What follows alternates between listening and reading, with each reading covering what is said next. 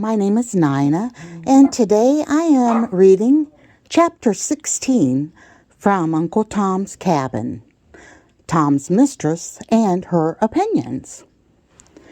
"And now, Marie," said St. Clair, "your golden days are dawning.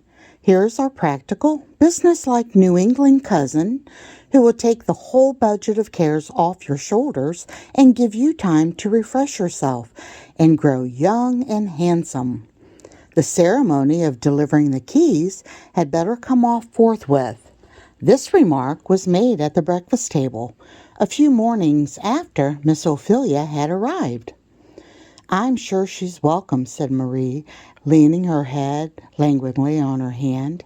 "I think she'll find one thing if she does, and that is that it's we mistresses that are the slaves down here." "Oh, certainly, she will discover that, and a world of wholesome truths besides, no doubt," said St. Clair. "Talk about our keeping slaves, as if we did it for our convenience," said Marie. "I'm sure if we consulted that, we might let them all go at once." Evangeline fixed her large, serious eyes on her mother's face with an earnest and perplexed expression, and said simply, "What do you keep them for, Mamma?" "I don't know, I'm sure, except for a plague. They are the plague of my life. I believe that more of my ill health is caused by them than by any one thing, and ours, I know, are the very worst that ever anybody was plagued with." "Oh, come on, Marie. You've got the blues this morning," said St. Clair. "You know 'tisn't so. There's Mammy, the best creature living. What could you do without her?" "Mammy is the best I ever knew," said Marie. "And yet Mammy now is selfish, dreadfully selfish. It's the fault of the whole race." "Selfishness is a dreadful fault," said St. Clair gravely. "Well, now, there's Mammy," said Marie. "I think it's selfish of her to sleep so sound nights. She knows I need little attentions almost every hour when my worst turns are on, and yet she's so hard to wake. I absolutely am worse this very morning for the efforts I had to make to wake her last night." "Hasn't she sat up with you a good many nights lately, Mamma?" said Ava. "How should you know that?" said Marie sharply. "She's been complaining, I suppose." "She didn't complain. She only told me what bad nights you've had. So many in succession." "Why don't you let Jane or Rosa take her place a night or two," said St. Clair, "and let her rest?" "How can you propose it?" said Marie. "St. Clair, you really are inconsiderate. So nervous as I am, the least breath disturbs me, and strange hands about me would drive me absolutely frantic. If Mammy felt the interest in me she ought to, she'd wake easier. Of course she would. I've heard of people who had such devoted servants, but it never was my luck," said Marie, sighed. Miss Ophelia had listened to this conversation with an air of shrewd, observant gravity, and she still kept her lips tightly compressed, as if determined fully to ascertain her longitude and position before she committed herself. "Now, Mammy has a sort of goodness," said Marie. "She's smooth and respectful, but she's selfish at heart. Now, she never will be done fidgeting and worrying about that husband of hers. You see, when I was married and came to live here, of course I had to bring her with me, and her husband, my father, couldn't spare. He was a blacksmith, and of course very necessary. And I thought and said at the time that Mammy and he had better give up each other, as it wasn't likely to be convenient for them ever to live together again. I wish now I'd insisted on it, and married Mammy to somebody else. But I was foolish and indulgent, and didn't want to insist. I told Mammy at the time that she mustn't ever expect to see him more than once or twice in her life again, for the air of father's place doesn't agree with my health, and I can't go there. And I advised her to take up with somebody else, but no, she wouldn't. Mammy has a kind of abstinency about her, in spots, that everybody don't see as I do. Has she children? Said Miss Ophelia. Yes, she has two. I suppose she feels the separation from them. Well, of course, I couldn't bring them. They were little dirty things. I couldn't have them about, and besides, they took up too much of her time. But I believe that Mammy has always kept up a sort of sulkiness about this. She won't marry anybody else, and I do believe now, though, she knows how necessary she is to me, and how feeble my health is. She would go back to her husband tomorrow if she could. I do indeed, said Marie. They are just so selfish now, and the best of them.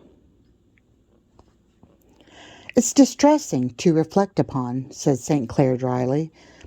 Miss Ophelia looked keenly at him and saw the flush of mortification and repressed vexation and the sarcastic curl of the lip as he spoke. Now, Mammy has always been a pet with me, said Marie. I wish some of your northern servants could look at her closets of dresses, silks and muslins, and one real linen cambric she has hanging there. I'd work sometimes whole afternoons trimming her capes and getting her ready to go to a party. As to abuse, she don't know what it is. She never was whipped more than once or twice in her whole life. She has her strong coffee or her tea every day with white sugar in it. It's abominable, to be sure, but St. Clair would have high life below stairs, and they every one of them live just as they please. The fact is, our servants are overindulged. I suppose it is partly our fault that they are selfish and act like spoiled children, but I've talked to St. Clair till I am tired.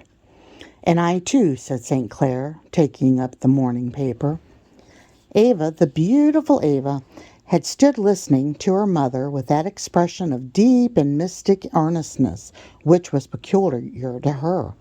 She walked softly round to her mother's chair and put her arms around her neck. Well, Ava, what now? Said Marie.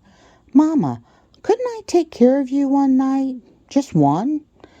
I know I shouldn't make you nervous, and I shouldn't sleep. I often lie awake nights, thinking. Oh, nonsense, child, nonsense, said Marie. You are such a strange child. But may I, Mamma? I think, she said timidly, that Mammy isn't well. She told me her head ached all the time lately. Oh, that's just one of Mammy's fidgets. Mammy is just like all of the rest of them. They make such a fuss about every little headache or finger ache. It'll never do to encourage it. Never. I'm principled about this matter, she said, turning to Miss Ophelia. You'll find the necessity of it. If you encourage servants in giving way to every little disagreeable feeling and complaining of every little ailment, you'll have your hands full. I never complain myself. Nobody knows what I endure. I feel it a duty to bear it quietly, and I do. Miss Ophelia's round eyes expressed an undistinguished amazement at this peroration, which struck St. Clair as so supremely ludicrous that he burst into a loud laugh. St. Clair always laughs when I make the least allusion to my ill health, said Marie, with the voice of a suffering martyr. I only hope the day won't come when he'll remember it, said Marie, as Marie put her handkerchief to her eyes. Of course, there was rather a foolish silence. Finally, St. Clair got up, looked at his watch, and said he had an engagement down street. Ava tripped away after him, and Miss Ophelia and Marie remained at the table alone. Now, that's just like St. Clair, said the latter, withdrawing her handkerchief with somewhat of a spirited flourish when the criminal to be affected by it was no longer in sight. He never realizes, never can, never will, what I suffer and have for years. If I was one of the complaining sort, or even made any fuss about my ailments, there would be some reason for it. Men do get tired, naturally, of a complaining wife, but I've kept things to myself and borne. Still, St. Clair has got in the way of thinking I can bear anything. Miss Ophelia did not exactly know what she was expected to answer to this. While she was thinking what to say, Marie gradually wiped away her tears and smoothed her plumage in a general sort of way, as a dove might be supposed to make toilet after a shower, and began a housewifely chat with Miss Ophelia.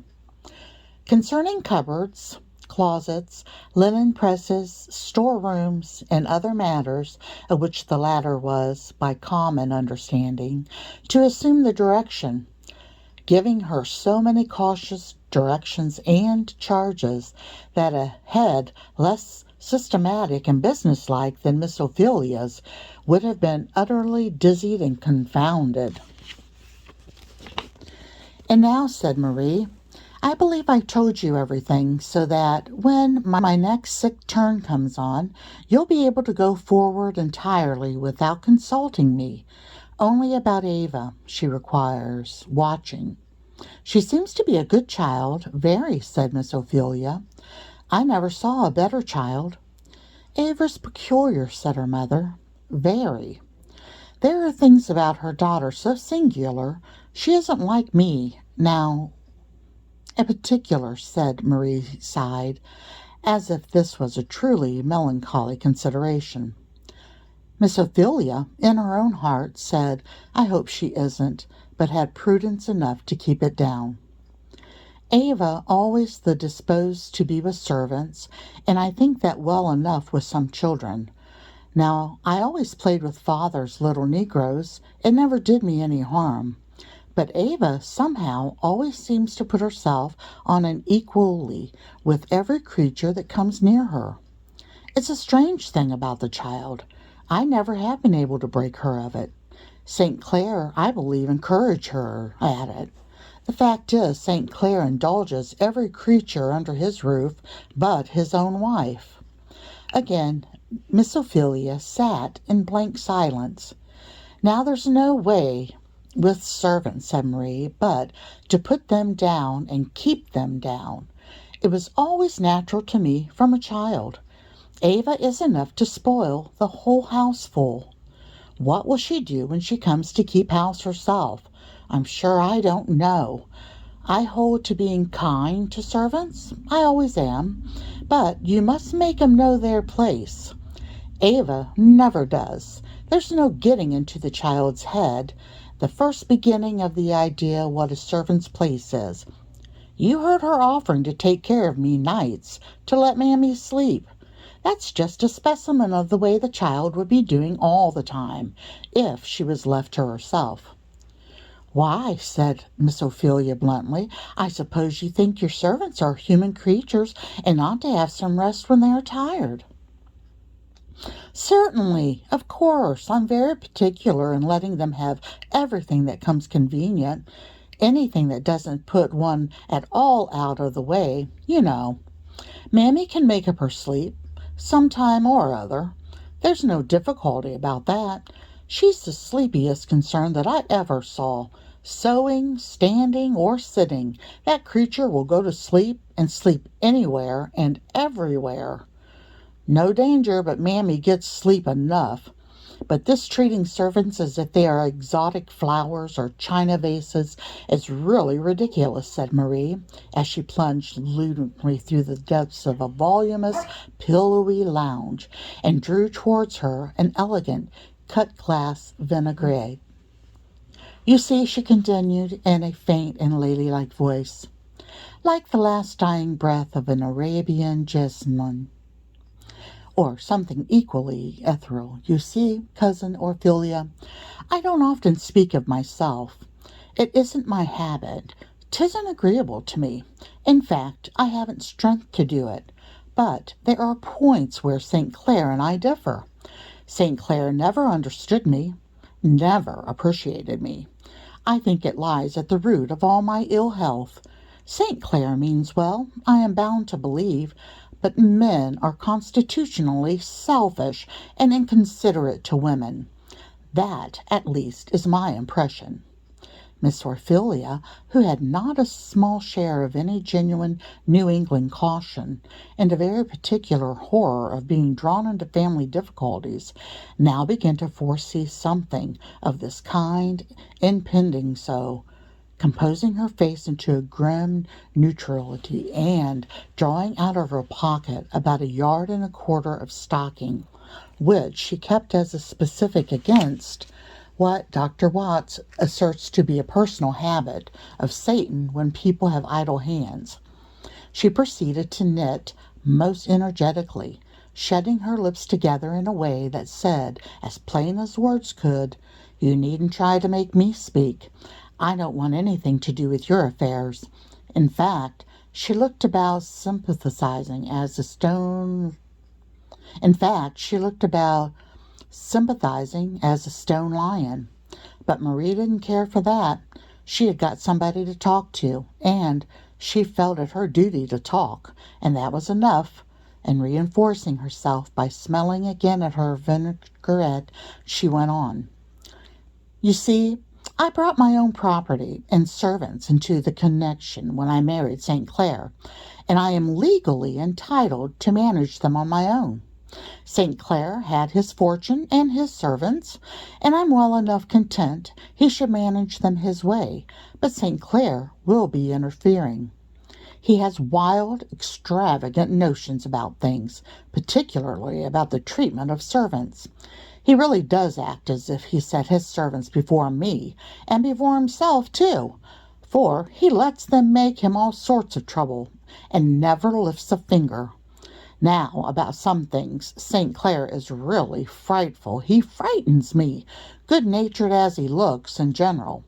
Now he has set down his foot that, come what will, there shall not be a blow struck in this house except what he or I strike, and he does it in a way that I really dare not cross him. Well, you see, what leads to, for St. Clair wouldn't raise his hand if every one of them walked over him and I. You see how cruel it would be to require me to make the exertion.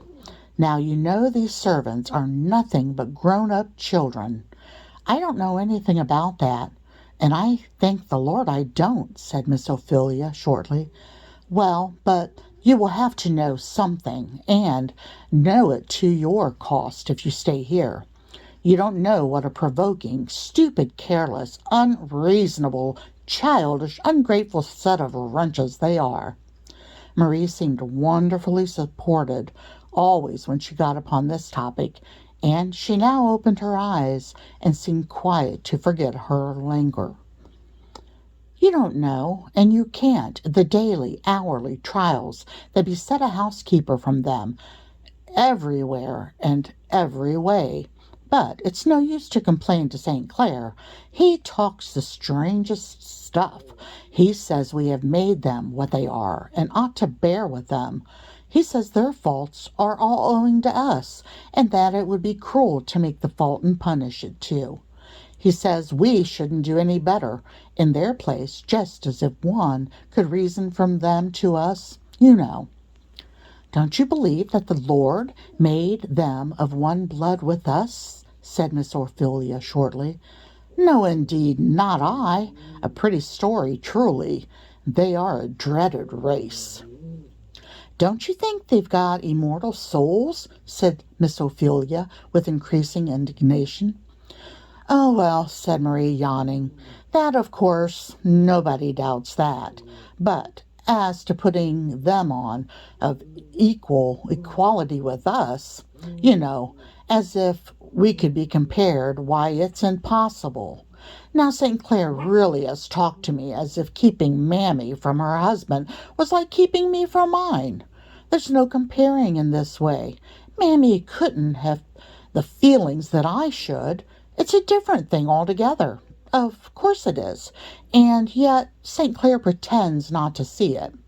And just as if Mammy could love her little dirty babies as I love Ava, yes, St. Clair once really and soberly tried to persuade me that it was my duty with my weak health, and all I suffer, to let Mammy go back, take somebody else in her place.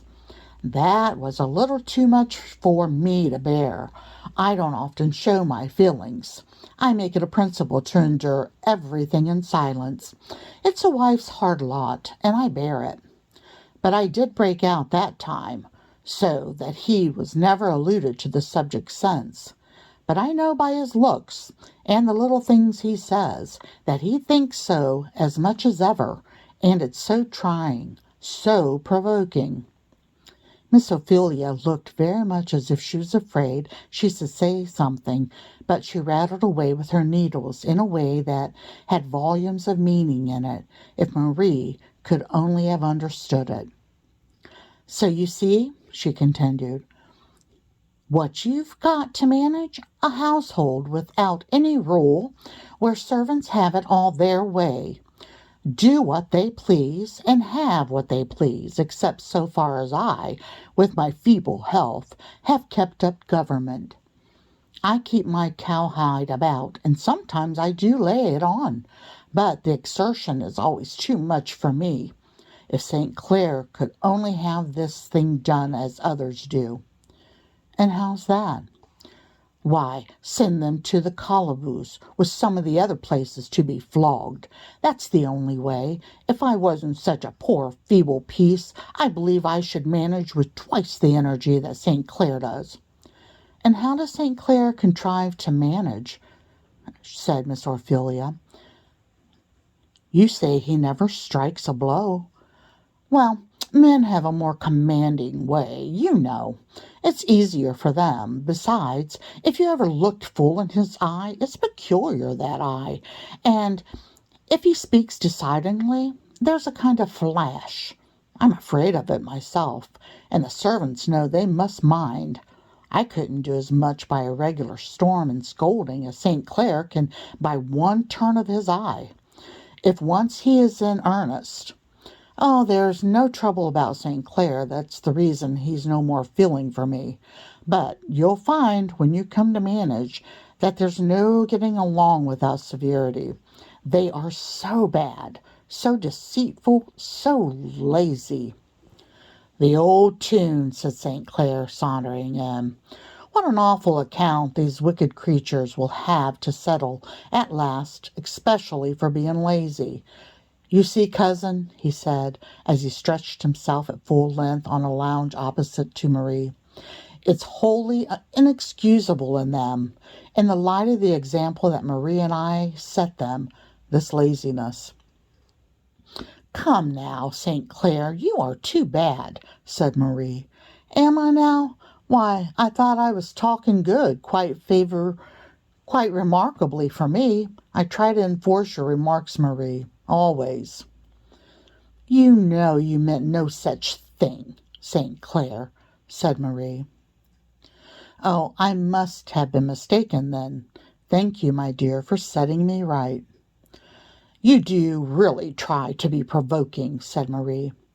Oh, come, Marie, the day is growing warm, and I have just had a long quarrel with Dolph, which has fatigued me excessively. So pray be agreeable now, and let a fellow repose in the light of your smile. What's the matter with Dolph? Said Marie. That fellow's impudence has been growing to the point that is particularly intolerable to me. I only wish I had the undisputed management of him for a while.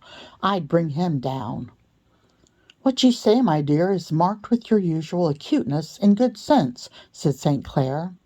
As to Dolph, the case is this, that he has so long been engaged in imitating my graces and perfections, that he has at last really mistaken himself for his master, and I have been obliged to give him a little insight into his mistake.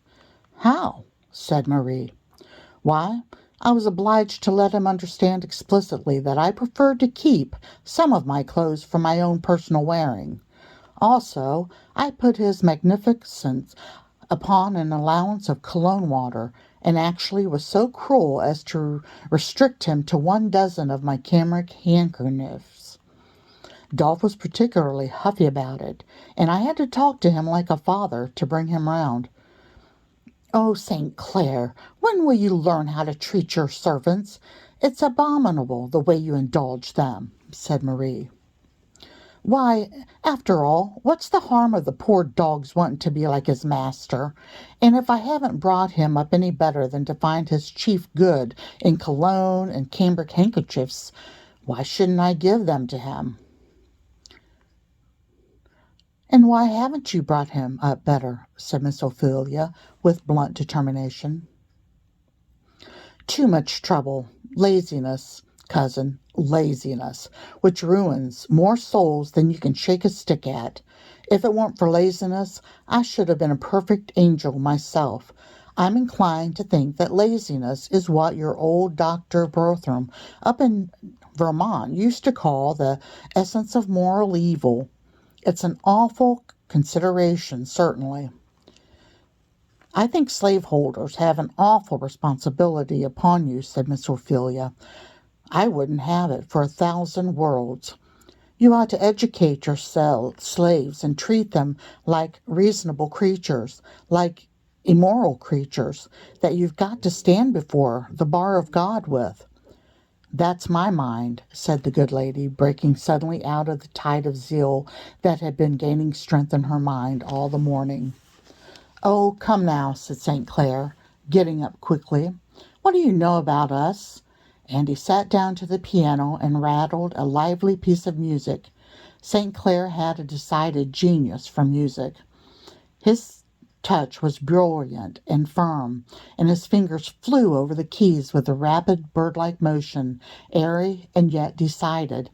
He played piece after piece like a man who was trying to play himself into good humor. After pushing the music aside, he rose up and said gaily, "Well, now, cousin, you've given us a good talk and done your duty on the whole. I think the better of you for it. I make no manner of doubt that you threw a very diamond of truth at me, though you see it hit me so directly in the face that it wasn't exactly appreciated at first." "For my part, I don't see any use in such sort of talk," said Marie. "I'm sure if anybody does more for servants than we do, I'd like to know who. And it don't do 'em a bit of good, not a particle. They get worse and worse. As to talking to them, or anything like that, I'm sure I have talked till I was tired and hoarse, telling them their duty and all that, and I'm sure they can go to church when they like, though they don't understand a word of the sermon more than so many pigs, so it isn't of any great use for them to go, as I see. But they do go, and so they have every chance. But as I said before, they are a degraded race, and always will be, and there isn't a help for them. You can't make anything of them, if you try. You see, Cousin Ophelia, I've tried, and you haven't. I was born and bred among them, and I know." Miss Ophelia thought she had said enough, and therefore sat silent. St. Clair whistled a tune. "St. Clair, I wish you wouldn't whistle," said Marie. "It makes my head worse." "I won't," said St. Clair. "Is there anything else you wouldn't wish me to do?" "I wish you would have some kind of sympathy for my trials. You never have any feelings for me." "My dear accusing angel," said St. Clair, "it's provoking to be talked in such a way." "Then how will you be talked to?" "I'll talk to order any way you'll mention, only to give satisfaction." A gay laugh from the court rang through the silken curtains of the veranda. St. Clair stepped out, lifting up the curtain, laughed too. "What is it?" said Miss Ophelia, coming to the railing. There sat Tom, on a little mossy seat in the court, every one of his buttonholes stuck full of Cape jessamines, and Ava, gaily laughing, was hanging a wreath of roses round his neck, and then she sat down on his knee like a chipped sparrow, still laughing. "Oh, Tom, you look so funny." Tom had a sober, benevolent smile and seemed in his quiet way to be enjoying the fun quite as much as his little mistress. He lifted his eyes when he saw his master with a half-deprecating, apologetic air. "How can you let her?" said Miss Ophelia. "Why not?" said St. Clair. "Why, I don't know. It seems so dreadful." "You would think no harm in a child's caressing a large dog, even if he was black, but a creature that can think and reason and feel and is immortal, you shudder at. Confess it, cousin. I know the feelings among some of you Northerners well enough. Not that there is a particular virtue in our not having it, but custom with us does what Christianity ought to do, obliterates the feeling of personal prejudice. I often noticed in my travels north how much stronger this is with you than with us. You loathe them, as you would a snake or a toad, yet you are indignant at their wrongs. You would not have them abused, but you don't want to have anything to do with them yourselves. You would send them to Africa, out of your sight and smell, and then send a missionary or two to do up all the self-denial of elevating them compendiously. Isn't that it?" "Well, cousin," said Miss Ophelia thoughtfully, "there may be some truth in this. What would the poor and lowly do without children?" said St. Clair, leaning on the railing and watching Ava as she tripped off, leading Tom with her. "Your little child is your only true Democrat. Tom, now, is a hero to Ava. His stories are wonders in her eyes. His songs and Methodist hymns are better than an opera. And the traps and the little bits of trash in his pocket a mine of jewels. And he the most wonderful Tom that ever wore a black skin. This is one of the roses of Eden that the Lord has dropped down expressively for the poor and lowly, who get few enough of any other kind." "It's strange, cousin," said Miss Ophelia. "One might almost think that you were a professor, to hear you talk." "A professor?" said St. Clair. "Yes, a professor of religion." "No, not at all. Not a professor, as your town folks have it. And, what is worse, I'm afraid, not a practizer either." "What makes you talk so, then?" "Nothing is easier than talking," said St. Clair. "I believe Shakespeare makes everybody say, 'I could sooner show 20 what were good to be done than be one of the 20 to follow my own teaching.' Nothing like division of labor. My forte lies in talking, and yours, cousin, lies in doing." In Tom's eternal situation at this time, there was, as the world says, nothing to complain of. Little Ava's fancy for him, the instinctive gratitude and loveliness of a noble nature, had led her to petition her father that he might be her especial attendant. Whenever she needed the escort of a servant, in her walks or rides, and Tom had general orders to let everything else go and attend to Miss Ava whenever she wanted him. Orders which our readers may fancy were far from disagreeable to him. He was kept well dressed, for St. Clair was fastidiously particular on this point. His stable services were merely a sinecure, consisted simply in a daily care and inspection and directing an under-servant in his duties, for Marie St. Clair declared that she could not have any smell of the horses about him when he came near her, and that he must positively not be put to any service that would make him unpleasant to her, as her nervous system was entirely inadequate to any trial of that nature. One snuff of anything disagreeable being, according to her account, quite sufficient to close the scene and put an end to all her earthly trials at once.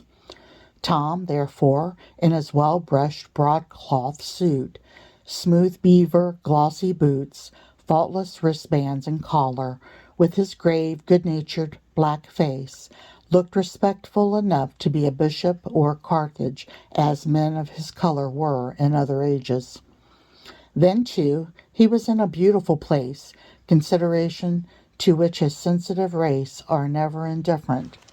And he did enjoy with a quiet joy the birds, the flowers, the fountain, the perfume and light and beauty of the court, the silken hangings and pictures, the lustrous and statuettes and gilding that made the parlors within the kind of Aladdin's palace to him. If ever Africa shall show an elevated and cultivated race, and come it must, sometime, her turn to figure in the great drama of human improvement, life will awake there with a gorgeousness and splendor of which our cold western tribes faintly have conceived. In that far-off mystic land of gold and gems and spices and waving palms and wondrous flowers and miraculous fertility will awake new forms of art, new styles of splendor, and the Negro race, no longer despised and trodden down, will perhaps show forth some of the latest and most magnificent revelations of human life. Certainly they will, in their gentleness, their lowly docility of heart, their aptitude to repose in superior mind and rest as a higher power, their childlike simplicity of affection, and facility of forgiveness.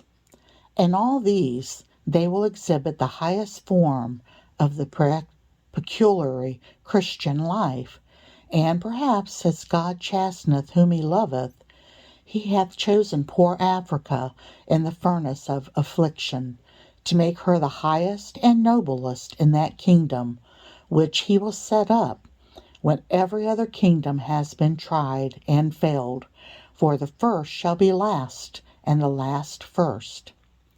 Was this what Marie St. Clair was thinking of as she stood gorgeously dressed on the veranda on Sunday morning, clasping a diamond bracelet on her slender wrist?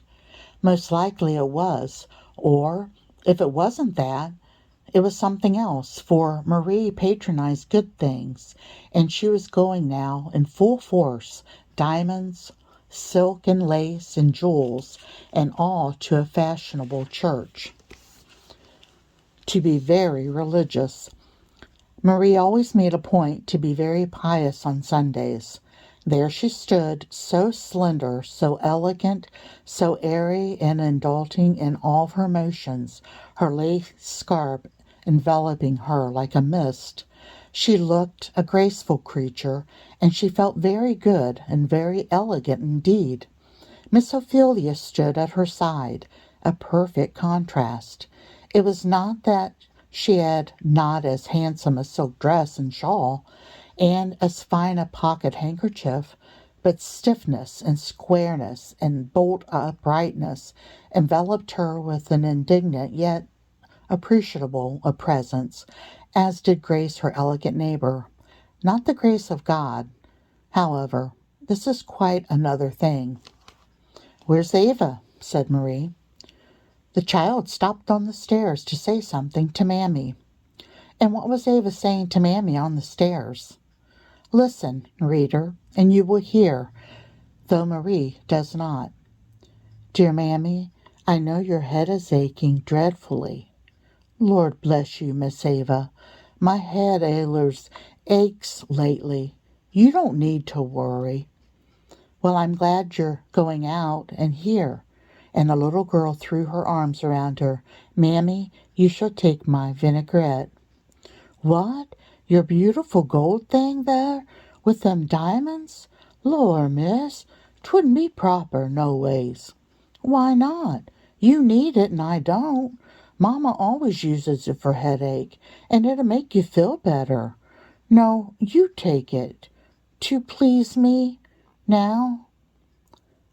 "Do you hear the darling talk?" said Mammy, as Ava thrust it into her bosom, and kissing her, ran downstairs to her mother.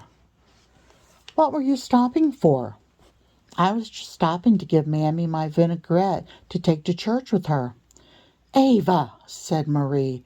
stamping impatiently. Your gold vinaigrette to Mammy. When will you learn what's proper?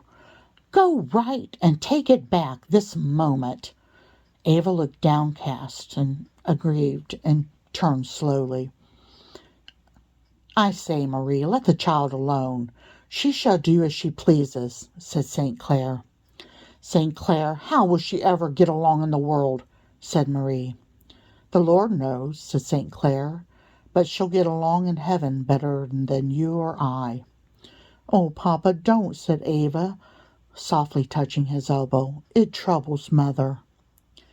Well, cousin, are you ready to go to meeting? Said Miss Ophelia, turning square about on St. Clair. I'm not going, thank you. I do wish St. Clair ever would go to church, said Marie, but he hasn't a particular of religion about him. It really isn't respectable. I know it, said St. Clair. You ladies go to church to learn how to get along in the world, I suppose, and your piety sheds respectability on us. If I did go at all, I would go where Mammy goes. There's something to keep a fellow awake there at least. What? Those shouting Methodists? Horrible, said Marie. Anything but the Dead Sea of your respectable churches, Marie. Positively, it's too much to ask of a man. Ava, do you like to go? Come, stay at home and play with me. Thank you, Papa, but I'd rather go to church. Isn't it dreadful tiresome, said St. Clair. I think it's tiresome some, said Ava, and I'm sleepy too, but I try to keep awake. What do you go for then? Why, you know, Papa, she said in a whisper. Cousin told me that God wants to have us, and he gives us everything, you know, and it isn't much to do it if he wants us to. It isn't so very tiresome after all. You sweet little oblong soul, said St. Clair, kissing her. Go along, that's a good girl, and pray for me.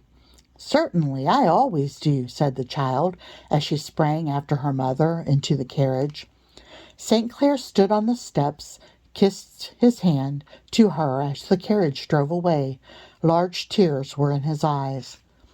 "O Evangeline, rightly named," he said, "hath not God made thee an evangel to me?" So he felt a moment, and then he smoked a cigar and read the Pecania and forgot his little gospel. Was he much unlike other folks? You see, Evangeline, said her mother, it's always right and proper to be kind to servants, but it isn't proper to treat them just as we would our relations or people in our own class of life. Now, if Mammy was sick, you wouldn't want to put her in your bed. I should feel just like it, Mamma, said Ava. Besides, it would be handier to take care of her, and because, my bed is better than hers. Marie was in utter despair at the entire want of a moral perception of evinced in this reply. What can I do to make this child understand me? She said. Nothing, Miss Ophelia, significantly. Ava looked sorry and disconcerted for a moment. But children, luckily, do not keep to one impression long, and in a few minutes she was merrily laughing at various things which she saw from the coach windows as it rattled along. Well, ladies, said St. Clair, as they were comfortably seated at the dinner table, what was the bill of fare at church today? Oh, Dr. G. preached a splendid sermon, said Marie. It was just such a sermon as you ought to hear. It expressed all my views exactly. It must have been very improving, said St. Clair. The subject must have been an extensive one. Well, I mean all my views about society and such things, said Marie. The text was, He hath made everything beautiful in its season. And he showed how all the orders and distinctions in society came from God, and that it is so appropriate, and beautiful, that some should be high and some low, and that some were born to rule and some to serve, and all that, you know. And he applied it so well to all this ridiculous fuss that it made about slavery, and he proved distinctly that the Bible was on our side, and supported all our institutions to convincing. I only wish you'd heard him. Oh, I didn't need it, said St. Clair. I can learn what does me as much good as that from the Pocahontas any time, and smoke a cigar besides, which I can't do, you know, in a church. Why, said Miss Ophelia, don't you believe in these views? Who, I? You know I'm such a graceless dog that religious aspects of such subjects don't edify me. If I was to say anything on this slavery matter, I would say out fair and square, we're in for it. We've got 'em and mean to keep 'em. It's for our convenience and our interest, for that's the long and short of it. That's just the whole of what all this sanctified stuff accounts to, after all, and I think that will be intelligible to anybody and everybody everywhere. I do think, Augustine, you are so irreverent, said Marie. I think it's shocking to hear you talk. Shocking? It's the truth.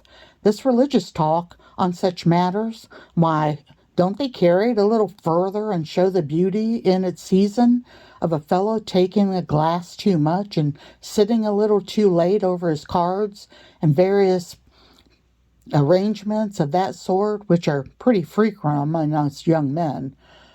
We'd like to hear that those are right and godly too.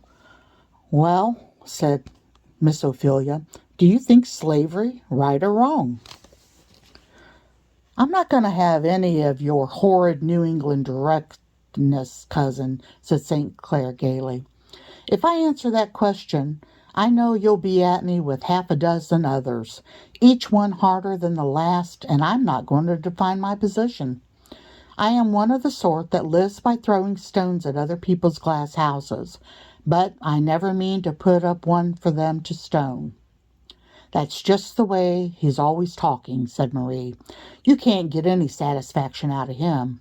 I believe it's just because he don't like religion, and that he's always running out in this way he's been doing. Religion, said St. Clair, in a tone that made both ladies look at him. Religion? Is what you hear at church religion? Is that which can bend and turn and ascend to fit every crooked phrase of selfish, worldly society religious? Is that religion which is less scrumptious, less generous, less just, less considerate for man than even my own ungodly, worldly, blinded nature? No. When I look for religion, I must look for something above me and not something beneath. Then you don't believe that the Bible justifies slavery? Said Miss Ophelia. The Bible was my mother's book, said St. Clair, but she lived and died, and I would be very sorry to think it did. I'd as soon desire to have it proved that my mother could drink brandy, chew tobacco, and swear by way of satisfying me than I did right in doing the same. It wouldn't make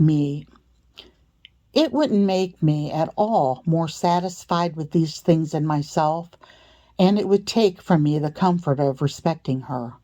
And if really is a comfort in this world to have anything one can respect. In short, you see, he said, suddenly reassuming his gay tone, all I want is that different things be kept in different boxes. The whole framework of society, both the Europe and America, is made up of various things which will not stand the scrutiny of any very idle standard of morality. It's pretty generally understood that men don't aspire after the absolute truth, but only to do about as well as the rest of the world. Now, when anyone speaks up like a man and says slavery is necessary to us, we can't get along without it. We should be beggared if we give it up, and of course, we mean to hold on to it. This is clear. strong, well-defined language. It has the respectability of truth to it, and if we may judge by the practice, the majority of the world will bear us out in it. But when he begins to put on a long face and snuffle and quote scripture, I incline to think he isn't much better than he should be. You are very uncharitable, said Marie. Well, said St. Clair, suppose that something should bring down the price of cotton once and forever, make the whole slave property a drug in the market. Don't you think we should soon have another version of Scripture doctrine? What a flood of light would pour into the church all at once, and how immediately it would be discovered that everything in the Bible and reason went the other way. Well, at any rate, said Marie, as she reclined herself on the lounge, I'm thankful I'm born where slavery exists, and I believe it's right. Indeed, I feel it must be, and at any rate, I'm sure I couldn't get along without it. I say, what do you think, Pussy? Said her father to Ava, who came in at that moment with a flower in her hand. What about, Papa? Why, which do you like the best, to live as they do at your uncle's up in Vermont, or to have a house full of servants as we do? Oh, of course our way is the pleasantness, said Ava. Why so? Said St. Clair, stroking her head. Why, it makes so many more round you to love, you know, said Ava, looking up earnestly. Now that's just like Ava, said Marie. Just one of her odd speeches. Is it an odd speech, Papa? Said Ava, whisperingly, as she got upon his knee. Rather, as this world goes, Pussy, said St. Clair. But where has my little Ava been all dinner time? Oh, I've been up in Tom's room hearing him sing, and Aunt Dinah gave me my dinner. Hearing Tom sing, eh? Oh, yes, he sings such beautiful things about the New Jerusalem and bright angels and the land of Canaan. I dare say it's better than the opera, isn't it? Yes, and he's going to teach them to me. Singing lessons, eh? You are coming on. Yes, he sings for me, and I read to him in my Bible, and he explains what it means, you know. Oh, my word, said Marie, laughingly. This is the latest joke of the season. Tom isn't a bad hand. Now, at explaining Scripture, I'll dare swear, said St. Clair. Tom has a natural genius for religion. I wanted the horses out early this morning, and I stole up to Tom's there, over the stables, and there I heard him holding a meeting by himself. And in fact, I hadn't heard anything quite so savory as Tom's prayer this some time. He put in for me with a zeal that was quite apostolic. Perhaps he guessed you were listening. I've heard of that trick before. If he did, he wasn't very polite, for he gave the Lord his opinion of me pretty freely. Tom seemed to think there was decidedly room for improvement in me, and seemed very earnest that I should be converted. I hope you'll lay it to heart, said Miss Ophelia. I suppose you are very much of the same opinion, said St. Clair. Well, we shall see. Shan't we, Ava?